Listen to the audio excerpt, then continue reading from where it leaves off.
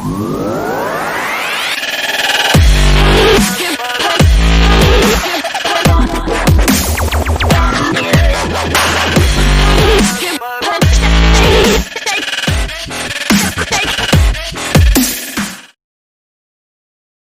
Pak, kalau melihat kondisi seperti ini Pak, tadi kan Campina juga membuat suatu delivery order gitu Pak ya. Itu kota mana saja Pak yang sudah dibuka konsep delivery order? Karena saya melihat para pelaku brand di Indonesia Pak sekarang mulai campaign belanja dari rumah gitu ya. Ini saya kira suatu konsep yang menarik. Kenapa? Karena beberapa pelaku brand saya amati Pak, mereka membuat semacam online festival gitu ya. Untuk menjual produknya supaya lebih masif gitu ya melalui sarana digital. Nah, saya lihat Campina juga akan melakukan delivery order gitu ya. Fasilitas ini sudah bisa dinikmati atau konsumen bisa delivery order itu dari kota mana saja Pak yang sudah bisa? Nah, jadi kalau kita kebetulan sudah sejak beberapa tahun terakhir ini kita untuk menggunakan delivery order kita menggunakan multi platform channel ya, baik yang own channel yang kita punya e-commerce maupun kita bekerja sama dengan marketplace ya seperti dan blessingnya adalah sekarang dengan adanya Gojek dan sebagainya pengiriman di berbagai kota itu menjadi lebih dimudahkan ya, sepanjang di sana ada yang disebut ongkir ya. Ya paling-paling untuk promo kita sekarang ini adalah kita dalam masa pandemi ini membebaskan atau gratis ongkos kirim untuk produk-produk kita di berbagai kota. Jadi kalau kita sebetulnya karena sudah kerjasama dengan marketplace maupun e-commerce bisa dikirim di seluruh Pulau Jawa di kota-kota yang cukup besar ya. Jadi itu yang kita lakukan, dan saya kira para brand-brand lain sekarang juga kalau kita lihat campaign di WA dan sebagainya, mereka mau nggak mau harus melakukan itu sekarang kan. Iya. Saya berpikir itu akan menjadi new normal. Nanti kalau udah selesai pandemi ya orang udah terbiasa. Sudah terbiasa ya, campaign melalui online Pak Haji ya. Pak Haji, ini ada pertanyaan Pak Haji. Kita coba lihat pertanyaannya gitu ya dari Ibu Fatimah gitu ya. Selamat sore, kami ingin menanyakan strategi promosi online dan marketplace untuk produk dengan brand baru yang saat ini sangat tepat untuk meningkatkan daya tahan tubuh. Nah, silakan Pak Haji. Waduh, ini kalau meningkatkan daya tahan tubuh sebetulnya pas ini ya. Pas untuk waktu sekarang ya, karena orang sangat terhadap kesehatan ya. Saya kira kalau strategi online-nya sih ya yang paling sederhana, tergantung seberapa besar budget Anda ya. Yang paling sederhana ya pergunakan sosial media seperti Instagram ya, seperti Facebook ya. Dan jangan lupa sekarang justru promosi semi testimoni menggunakan WA group itu juga menurut kami ya lumayan efektif ya. Itu yang bisa kita lakukan. Cuma yang harus dipikirkan adalah bagaimana membedakan produk baru ini dengan produk yang sekarang ada gitu kan. Sekarang kan orang lagi tergila-gila vitamin, pokoknya kalau 1000 mg atau apa habislah di mana-mana vitamin C. Itu yang kita mesti pikirkan sih saya kira. Oke, mungkin saya coba ingin tambahkan tadi mengenai mungkin kalau ada gini Pak Tri, kalau ada yang pelaku pasar yang memang boleh. Terkait ini boleh juga ini. Boleh juga sharing Pak. Kita sharing Pak ini. Boleh kalau ada yang ingin sharing mengenai strategi untuk produk ini. Untuk produk-produk yang tadi ditanyakan oleh Ibu gitu ya. Nah mungkin saya kira memang cukup tepat Pak Haji, karena kemarin kita dapat Infobrand baru dapat rilis dari sebuah lembaga riset Pak. Ternyata memang dalam waktu 1 minggu terakhir orang berbelanja online itu mencapai 87,1%. Nah ini artinya suatu hal yang menarik. Artinya kalau 87,1% orang memasarkan demand orang berbelanja online, saya kira ini suatu hal yang positif. Nah, kalau kita ingin memasarkan secara online, saya kira memang bisa tadi Pak Haji sampaikan melalui WhatsApp, melalui sosial media, melalui marketplace gitu ya. Cuma pertanyaan marketplace yang mana yang cocok buat kita. Nah, biasanya memang secara digital itu kan ada 3 hal gitu ya. Ada search engine, ada website gitu ya. Websitenya dikonversi menjadi e-commerce gitu ya.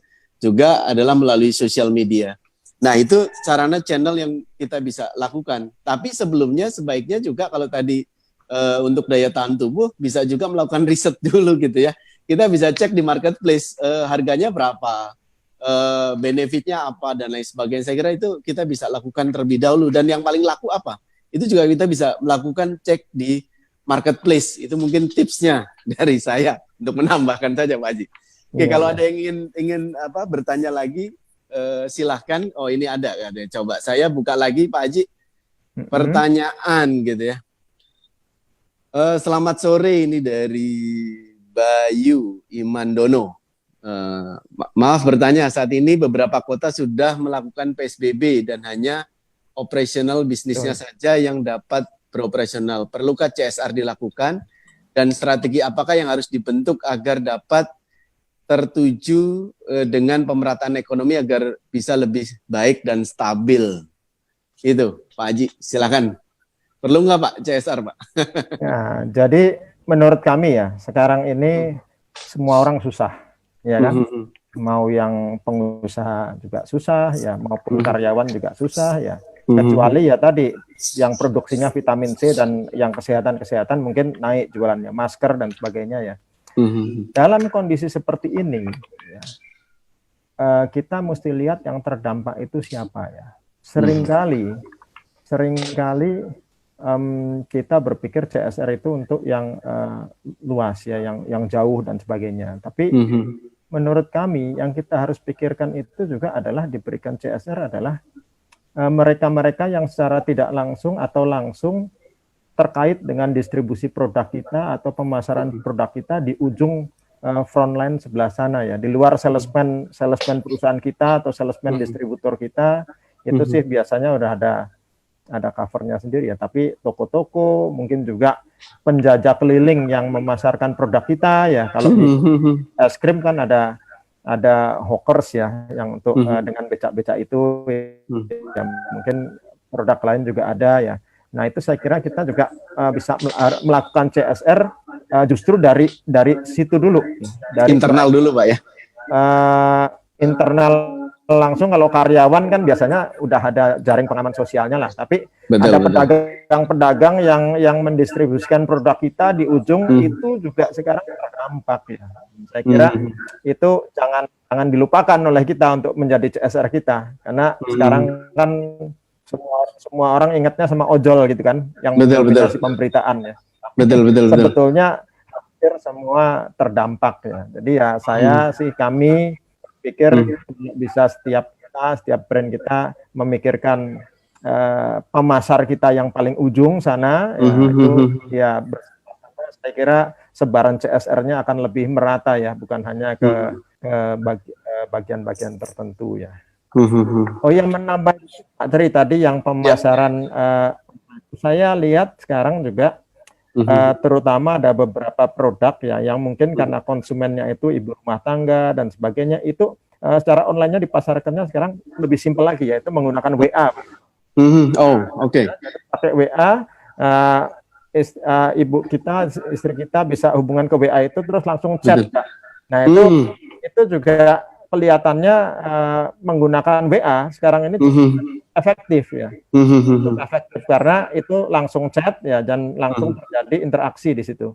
Karena tidak semua konsumen kita kan akrab dengan Tokopedia, dengan yang lain yang milenial akrab, tapi kalau yang brand kita itu brandnya lebih usianya mature, itu saya kira saya lihat beberapa minggu terakhir ini gencar ya lewat WA, dan saya kira itu cukup baik ya. Nah, mungkin ini menarik. Saya kira kalau bicara melalui WA nih Pak Haji, just info saja. Jadi kemarin ketika kita diskusi, ternyata sebagian retail gitu Pak memanfaatkan WA sebagai salah satu approaching yang sangat customized terhadap kebutuhan dari konsumen gitu ya. Bahkan dibuat semacam personal shopper Pak. Jadi mereka betul-betul ingin membutuhkan apa saja gitu ya, dan mereka akan melayani 10 menit lagi kami akan layani ya, gitu ya. Tolong kirimkan kebutuhan produk dan item-itemnya gitu ya. Itu yang dilakukan, Jadi saya kira dengan model seperti itu karena customize terhadap kebutuhan dari konsumen atau sesuai dengan kebutuhan konsumen, itu yang memudahkan ibu-ibu berbelanja, Pak, gitu ya.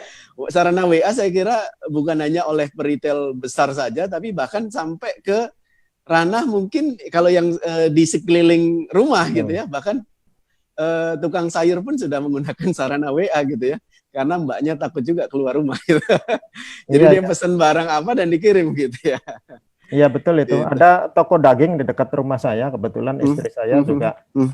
Ini toko daging ayam, dan toko itu adalah dia menggunakan WA group untuk pelanggan-pelanggan yang rumahnya dekat situ, yang biasa belanja di situ. Nah sekarang di masa gini dia tawarkan bukan hanya dagingnya, tapi Bu ini telur ada, beras ada gitu kan, kirim gitu. Jadi rupanya penggunaannya sudah bukan skala nasional lagi, tapi betul-betul localized gitu. Karena ini sangat memudahkan ya. Dan saya lihat itu mungkin bisa dimanfaatkan juga lah oleh pemasar yang memang punya titik-titik penjualan dan produknya itu bisa dibegitukan ya, range produknya cukup banyak gitu kan. Saya juga nggak tidak aneh kalau misalnya Alfamart atau nyebut brandnya atau minimarket yang lain menggunakan sistem WA group seperti itu ya, karena penggunanya kan atau konsumennya sudah tertentu dan sudah berada di sekitar situ ya. Betul. Atau mungkin ada brand juga yang bisa menggunakan ya kombinasi ya. Jadi lewat WA, habis itu barangnya diambilkan di minimarket terdekat, yang suruh ngirim Gojeknya gitu kan, atau GoSendnya gitu kan. Asal pricingnya atau harganya diinformasikan, mungkin konsumen juga nggak keberatan sih. Betul. Jadi sekarang kan eranya sudah kolaborasi, kita sudah dimudahkan, nggak perlu punya sendiri. Ini ada pertanyaan lanjutan nih Pak Haji. Dari Pak Willy Tanubrata gitu ya. Izin bertanya, apakah Campina merencanakan new product launch dalam periode pandemik ini? Dan bagaimana potensi new product launch saat ini? Kalau setahu saya dulu tahun 2019 meluncurkan Summer Bus Pak. Selama masa pandemi ini meluncurkan produk baru atau enggak, Pak? Kita sebetulnya sudah ada beberapa rencana untuk meluncurkan produk baru, tapi dengan adanya pandemik ini, kebijakan dari manajemen kita adalah untuk melihat dulu kesehatan keuangan perusahaan, kondisi ke depan ya. Jadi karena kita kan perusahaan TBK, jadi kita juga dituntut untuk good governance policy ya, untuk kesehatan perusahaan. Jadi kita mungkin tunda dulu peluncuran produk barunya sampai pertengahan tahunnya. Kita lihat ke depannya. Potensi sih ada ya, tapi karena kategori es krim ini adalah termasuk kategori yang terdampak, jadi kalau kita paksakan sekarang, artinya apa yang kita support untuk launch itu dengan hasil yang didapat mungkin tidak terlalu optimum gitu. Oke, sudah menjawab ya Pak Willy. Nah, ini juga ada pertanyaan dari Pak Billy Lim gitu ya. Selamat sore Pak Haji, Campina dikenal juga sebagai green company Pak.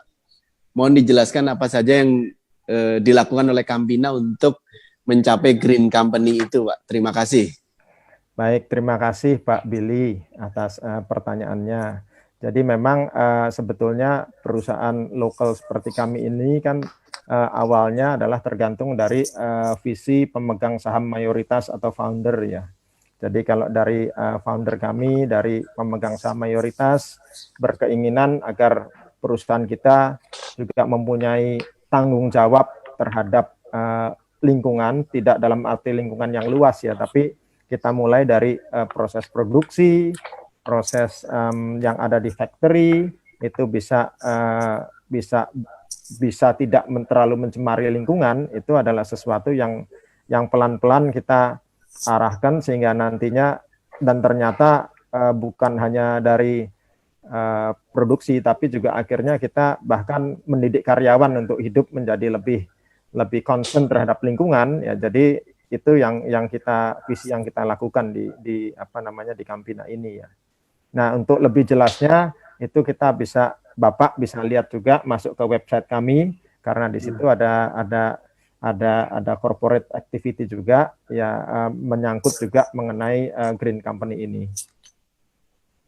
Oke, terima kasih Pak Haji. Nah, ini karena sudah jam 17. Wah, ini ada yang nanya lagi, coba sebentar Pak, saya cek ulang. Nah, ini dari Vinda Yosi ini Pak Haji. Begini Pak, bagaimana strategi penjualan online dan penggunaan reseller? Apakah iklan harga jual yang owner pasarkan secara online tersebut sebaiknya juga sama dengan reseller? Karena beberapa reseller saya menaikkan harga sehingga menimbulkan price difference di media sosial Instagram. Mohon arahnya Pak. Wah, ini memang menarik ini, kalau udah kita bicara online, bicara pricing, tergantung juga produknya kan. Kalau produknya itu sering dicari orang, lagi dibutuhkan, nah seperti masker itu kan harganya jadi nggak karuan itu. Tapi secara umum itu kalau kita sebagai owner brand ya, biasanya kalau kita di marketplace itu kan ada yang disebut official store. Jadi official store itu mempunyai harga yang memang adalah harga yang direkomendasikan untuk konsumen. Nah, kalau apakah harga sama dengan reseller, itu menurut kami adalah tergantung strategi distribusi dari produk ibu itu dirancang seperti apa. Apakah akan strateginya dua kaki atau 3 kaki, sehingga kalau itu dirancang sejak awal ya tentu strategi pricingnya nantinya konsumen tidak merasa dirugikan, dalam arti di official store kok misalnya 500 tapi di reseller itu misalnya 800 tapi barangnya di official store itu sudah habis gitu kan. Nah, jadi memang di era online ini yang disebut pricing structure dalam rangka channeling, market channel atau road to marketnya itu memang penting dan juga sudah berbeda dengan tradisional channel seperti dulu kan. Nah, itu yang itu juga dialami oleh kita ya. Jadi pada tempo tertentu ada, kalau resellernya jual lebih mahal ya kita sebagai prinsipal sih nggak masalah. Yang repot kalau kita ada promo reseller jual lebih murah dari kita kan. Nah, itu kita dimaki-maki di online itu. Lebih mahal daripada reseller. Sebaiknya gimana tuh Pak menghadapi reseller yang seperti itu? Ya apa namanya ya, kita mesti cek ke dalam dulu kenapa bisa jadi ada kebocoran kayak gitu kan. Nah, itu sebetulnya udah dari dulu kan, cuma sekarang berpindah dari offline ke online kan, masalah price diferensiasi. Oke. Menjawab ya Bu Vinda ya. Oke, karena waktu sudah terbatas, Pak Haji, sudah jam 5:04 gitu ya. Sebelum di close gitu ya, badai pasti akan berlalu gitu ya. Tadi pesan Bu Susi, Infobrand juga memiliki program Ramadan Brand Berbagi gitu ya. Ini ajakan untuk para pelaku brand di Indonesia untuk kita sinergi bersama, kita manfaatkan momen Ramadan untuk berbagi untuk sesama kita. Untuk informasi mungkin bisa nanti kontak tim Infobrand. Pak Haji, sebelum di close Pak, apa yang ingin disampaikan Pak kepada audiens seluruhnya? Ya, jadi kita sebagai sesama marketer, sebagai sesama yang memasarkan brand ya, kita saya kira sama-sama dalam situasi yang tidak terlalu mudah ya, situasi yang cukup sulit di masa pandemi COVID seperti ini ya. Tapi kita juga tidak boleh hanya berpandangan pendek meratapi nasib di masa pandemi COVID ini. Kita harus melihat apa yang akan terjadi next after this ya. Kita harus mempersiapkan. Saya kira konsumen akan hidup dengan cara yang baru setelah ini. Mereka akan lebih terbiasa dengan delivery atau home delivery services. Mereka akan lebih concern terhadap nutrition, mereka akan lebih concern terhadap hygiene dan health ya. Nah, itu yang saya kira kita harus persiapkan juga untuk untuk memikirkan cara-cara kita beroperasi supaya brand kita setelah selesainya masa pandemi ini bisa mengikuti new standard of consumer yang ada di Indonesia. Oke, luar biasa. Thank you Pak Aji. Yuk, sudah terima kasih sharing teman-teman semua di acara Info Brand Talk. Mudah-mudahan kegiatan ini bisa bermanfaat buat kita semua gitu ya, dan kita bisa terapkan di perusahaan kita masing-masing, dapat insight dari kegiatan dari Info Brand Talk. Saya Tri Raharjo mengucapkan terima kasih nih Pak Aji yang banyak sudah bisa sharing di kegiatan Info Brand Talk. Terima kasih untuk... Mohon maaf kalau ada yang kurang berkenan dan kalau ada yang kurang. Oke, baik Pak Haji. Selamat menjalankan ibadah puasa Pak Haji. Selamat menjalankan ibadah puasa juga buat para netizen, buat peserta yang menjalankan ibadah puasa esok hari, mudah-mudahan sudah final. Oke, terima kasih. Sukses buat kita semua. Bye. Bye. Selamat sore. Sore. Sahabat brand, jangan lupa subscribe, like, komen, dan share ya.